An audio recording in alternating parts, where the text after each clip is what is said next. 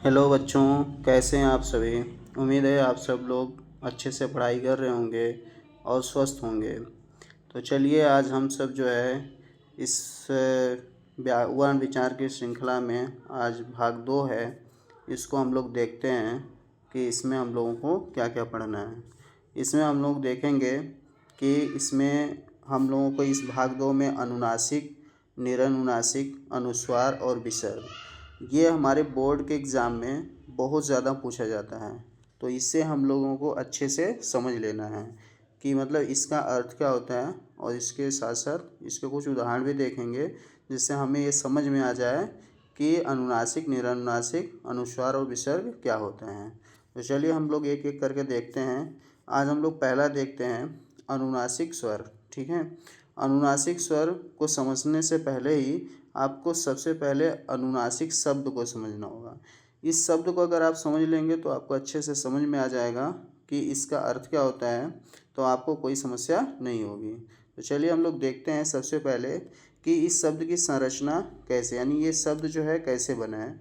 तो ये शब्द जो है आपको देखने को मिल रहा होगा कि अनु और नासिक से बना है। ठीक है, अनु का अर्थ होता है पीछे या साथ में, और नासिक का जैसा कि नाम से ही पता चल रहा है कि नाक से संबंधित। तो इसका अर्थ हो जाएगा नाक के साथ उच्चारित होने वाला ऐसा स्वर जो नाक के साथ उच्चारित हो उसे हम अनुनासिक कहेंगे।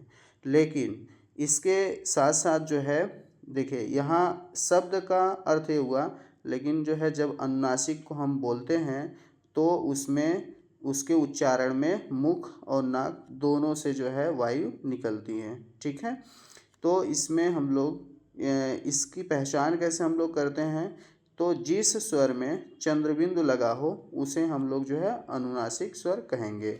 आप यहाँ एक इमेज से देख सकते हैं कि जब भी अनुनासिक स्वर को बोलेंगे तो उसमें जो है मुख से भी वायु निकलेगी और जो है नाक से भी वायु निकलेगी। ठीक है, तो आप कह सकते हैं कि ऐसे स्वर जिसके उच्चारण में मुख के साथ साथ नाक से भी वायु निकले उसे हम लोग जो है अनुनासिक स्वर कहेंगे। ठीक है, और इसमें क्या लगा रहता है, चंद्रबिंदु लगा रहता है। ठीक है, यहाँ कुछ हम लोग शब्द को देखते हैं जिसमें अनुनासिक का प्रयोग हुआ है, जैसे माँ। ठीक है, जब आप इसको बोलेंगे तो आप खुद आपको महसूस होगा कि मुख के साथ साथ जो है नाक से भी जो है वायु निकल रही है। ठीक है, तो आप यहाँ देख सकते हैं माँ हुआ, फिर उसके बाद हाँ, चाँद, आंसू, गाँव, सांप और हंसी। ठीक है, तो ध्यान देना यहाँ पे जहाँ पर चंद्रबिंदु का प्रयोग होता है वहाँ अनुनासिक ध्वनि होती है। ठीक है, यहाँ इसकी परिभाषा देख लेते हैं।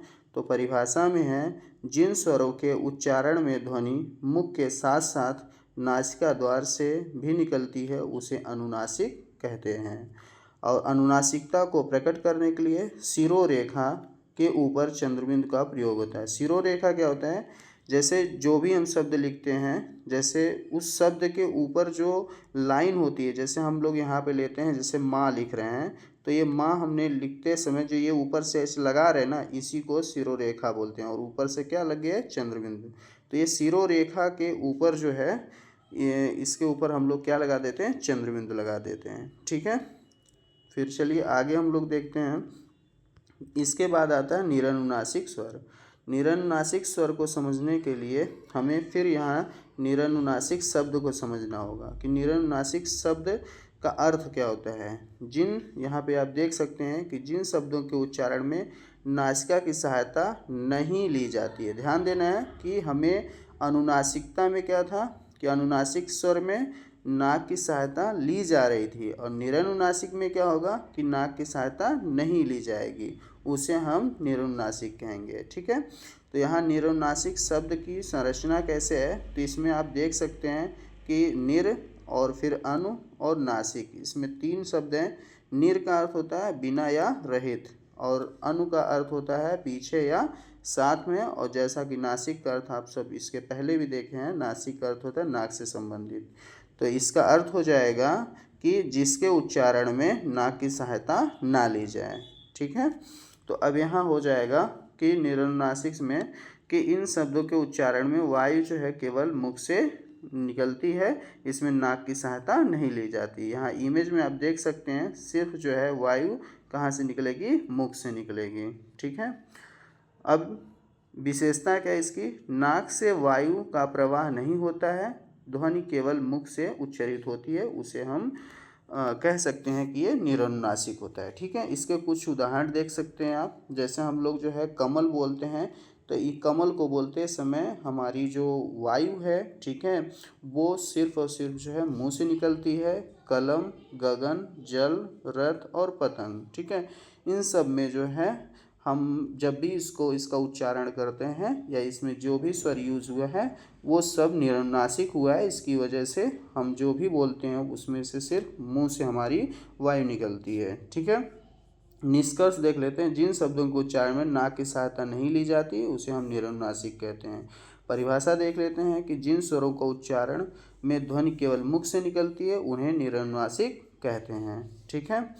तो चलिए यहाँ पे हम कुछ अंतर समझ लेते हैं, जिससे आपको और भी अच्छे से समझ में आ जाएगा कि अनुनासिक और निरनुनासिक स्वर में अंतर क्या होता है। ठीक है। जैसे देखिए यहाँ पे इसको जब भी आप बोलेंगे तो आपको लग रहा होगा कि मुंह और नाक दोनों से हवा निकल रही है या वायु निकल रही है। ठीक है।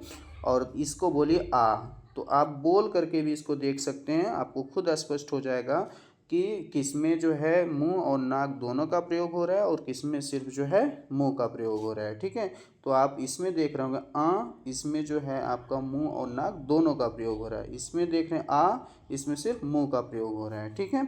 या मुंह का प्रयोग कहने का सेंस कि मुंह से सिर्फ जो है वायु निकल रही है। ठीक है।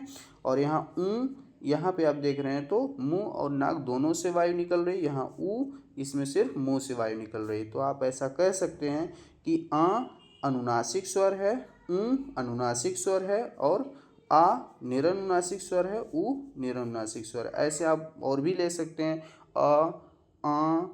और उसके बाद जो है आप ले सकते हैं ई। ठीक है। ऐसे जितने भी स्वर है उसमें आप जो है इसका प्रयोग करके देख सकते हैं। ठीक है। दूसरा हम लोग देखते हैं अनुस्वार। अनुस्वार क्या होता है इसको समझते हैं। ठीक है। तो जिस वर्ण के ऊपर बिंदु लगाया जाता है उन्हें अनुस्वार कहते हैं, या नाक से उच्चारित होने वाला ध्वनि को व्यक्त करता है। ठीक है। ये सिर्फ और सिर्फ नाक से उच्चारित होगा। अभी जस्ट हम लोग इसके पहले पढ़े हैं अनुनासिक। अनुनासिक में क्या था कि नाक के साथ साथ मुंह से भी वायु निकल रही थी, लेकिन अनुस्वार में क्या होगा कि सिर्फ और सिर्फ जो है इसमें नाक की सहायता ली जाएगी। ठीक है। अनुस्वार क्या है, अनुस्वार एक चिन्ह है जो किसी व्यंजन या स्वर के ऊपर लिखा जाता है और इसके उच्चारण में वायु नाक के द्वारा निकलती है। ठीक है। अब यहाँ आप देख सकते हैं कि एक चित्र है, इसमें जो है वायु जो है नाक से निकलती है और यहाँ पे क्या है, मुख जो है बंद या आंशिक रूप से खुला रहता है। ठीक है। एकदम बंद की तरह रहता है। ठीक है। ध्यान दें, यह किसी विशेष वर्ग क ख ग का उच्चारण नहीं करता, बल्कि नासिक के ध्वनि से ध्वनि को दर्शाता है। ठीक है। आपको और अच्छे से समझना है, यहाँ पे आप उदाहरण देख सकते हैं। जैसे हिंदी जब हम बोलते हैं तो यहाँ पे आप देख सकते हैं कि बिंदु लगा है। ठीक है। गंगा, यहाँ भी बिंदु लगा है। ऊपर संबंध में भी ऐसे आप देख सकते हैं कि जितने भी है, जैसे कंपन है, मंदिर है, संयोग है, इन शब्दों में जो है अनुस्वार का प्रयोग हुआ है। ठीक है। तो अब देखिए यहाँ पे थोड़ा सा आपको समझना होगा, लिखा है, ध्यान देना है। चंद्रबिंदु और अनुस्वार दोनों में अंतर होता है। ठीक है। इसको दोनों को एक नहीं मान लेंगे। चंद्रबिंदु क्या होता है, स्वर, ये चंद्रबिंदु स्वर नासिक के उच्चारण, जैसे माँ, हाँ, चाँद। चंद्रबिंदु क्या होता है, ये नासिक के उच्चारण है, इसका मतलब नाक और मुंह का दोनों का प्रयोग हो रहा है इसमें। और ये क्या है, चंद्रबिंदु, ये एक प्रकार का स्वर है। ठीक है। और दूसरा अनुस्वार क्या है, व्यंजन के साथ नासिक के ध्वनि, जैसे हिंदी, संबंध और कंबल। इसमें अनुस्वार में क्या है कि सिर्फ और सिर्फ जो है नाक का प्रयोग होता है। ठीक है। और यहाँ हम लोग थोड़ा और समझते हैं कि इसको क्या कह सकते हैं। यह स्वर के बाद आने वाला व्यंजन है जिसकी ध्वनि नाक से निकलती है। ठीक है। अगर आप इसकी परिभाषा कोई आपसे पूछता है तो आप बोल सकते हैं कि ये स्वर के बाद आने वाला व्यंजन होता है और जिसकी ध्वनि जो है नाक से निकलती है। ठीक है। चलिए हम लोग जो है फिर नेक्स्ट जो है पॉइंट समझते हैं। इसमें है विसर्ग। ठीक है, तो विसर्ग समझते हैं कि विसर्ग क्या होता है। तो विसर्ग क्या होता है, विसर्ग स्वर के बाद आने वाला ये विसर्ग जो होता है स्वर के बाद आता है, अतः यह व्यंजन वर्ण है। इसका उच्चारण कंठ से होता है। इसके उच्चारण में ह की ध्वनि निकलती है। जैसे आप सब देखे होंगे, हम लोग जब बोलते हैं अतः, तो यहाँ पे जो ये दो बिंदु लगा होता है, यही क्या कहलाता है, विसर्ग होता है। ठीक है, और इसका उच्चारण जब भी आप करेंगे तो ह की जैसी ध्वनि निकलती है। ठीक है, चलिए हम इसको और भी अच्छे से समझते हैं। विसर्ग कैसा दिखता है, आप सब यहाँ देख सकते हैं, दो बिंदु की तरह दिखता है। विसर्ग का उच्चारण कैसे होता है, विसर्ग का उच्चारण करते समय श्वास हवा जो है हल्के से बाहर निकलती है। ठीक है, इसमें हमें क्या ध्यान देना है, विसर्ग हमेशा शब्द के अंत में आता है और इसे दो बिंदुओं के रूप में लिखा जाता है। कुछ ऐसे शब्द आप यहाँ देख सकते हैं, जैसे राम है, गुरु हो, नम है, दुख है, सुख है, शांति है। ठीक है, ये सब आप जो है जब बोलेंगे तो जो ये बिंदु है ये हा की तरह उच्चारित हो रहे हैं। ठीक है, अब जैसे देखिए विसर्ग के नियम। विसर्ग हमेशा शब्द के अंत में आता है और विसर्ग का उच्चारण हा जैसा हल्का श्वास छोड़ते हुए होता है। ठीक है, विसर्ग का प्रयोग संस्कृत के शब्दों में अधिक होता है। इसका प्रयोग जो है हिंदी शब्दों में कम देखने को मिलता है। इसका प्रयोग सबसे ज़्यादा संस्कृत में देखने को मिलता है और दूसरे धार्मिक, दार्शनिक और शास्त्रीय ग्रंथों में प्रायः देखने को इसका हमें जो है मिलता है। ठीक है, कुछ उदाहरण आप देख सकते हैं, जैसे धर्म, धर्म है, अर्थ है, कर्म है, मित्र है, पिता है, माता है, ज्ञान है, योग है, लोक है, देव है। ठीक है, आगे सारांश। विसर्ग दो बिंदुओं का चिन्ह है जो शब्द के अंत में लगाया जाता है और श्वास हल्के बाहर निकलने के साथ उच्चारित होती है। ठीक है, तो आज के लिए बस इतना ही। आप सबको जो भी इसमें डाउट हो, जो ना समझ में आया हो, उसको आप कमेंट करें और मेरे टेलीग्राम चैनल पर आपको इसका PDF मिल जाएगा। और उसके बाद कोई भी क्वेश्चन है, कोई समस्या है, आप टेलीग्राम पे भी पूछ सकते हैं। और जो भी आपको मतलब ना समझ में आए, इसको 1 से 2 बार देखें, आपको अच्छे से समझ में आए। अगर आप सबको जो है अच्छा लगा वीडियो तो चैनल को लाइक करें, सब्सक्राइब करें और जो है शेयर भी करें। Thank you.